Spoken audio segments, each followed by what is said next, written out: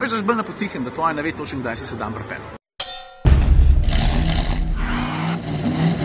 Še tale zadnji blok pa smo s Frankfurtom zaključili, zdaj sem v hali številka 4, kjer bom obiskal Akrapovič. Ampak preden pa to naredim, sem najdel pa še eno zelo zanimivo stvar in sicer, lega. Zdaj pa gremo se eno uganko, koliko avtočkov misliš, da prekriva tegale Lightning McQueena? Koliko rečemo? 1000, 2000, 4, 5, 5554 majhnih avtočkov. Ok, zdaj pa na Akrapovič. Glej to, takoj, ko priješ v halo 4, jih vidiš.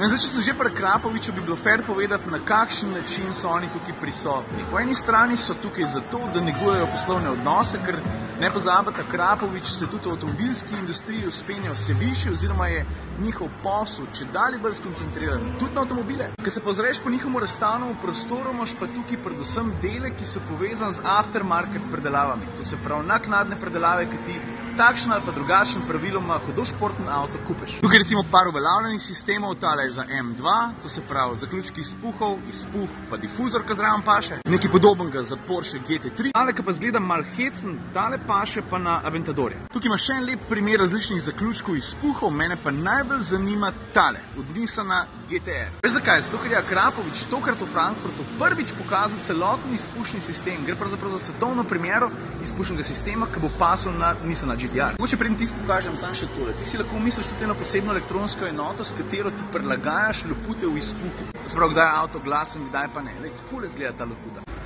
Jo vidiš? In veš, daš bolj na potihem, da tvoja ne ve točno, kdaj si se dan pripeljal. To je pa zdaj ta izpušni sistem. Se moram stran, da se bo celega videlo, o katerem sem govoril. Sem gor, da sem dol. Vse je seveda narejen pri Akrapoviču, pasal bo pa tako, kot sem rekel, na Nissana GTR. Še eno svetovno premiero imajo, to je pa tale izpuh, ki je pa mogoče malo hecen, veš, ki prije na strani ven. Veš, za kjer avto bo to? Mercedes fani se zdaj že derejo, jaz vem, što boš lahko namontiral na GAMG-a. Pa da ne bomo zignorirali najbolj očitne zadeve Ferrarija tukaj na njihovem štantu. Tudi če si misliš 488, ga lahko naknadno opremeš z Akrapovič izpuhom.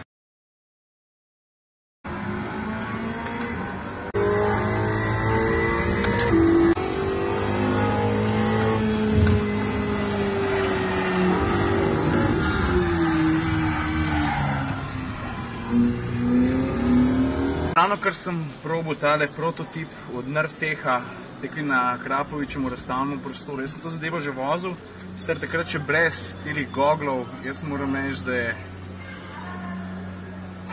noro. All day long, če bi imel čas. Nervtech, fantje, vsak let ste boljši, vsaka čast.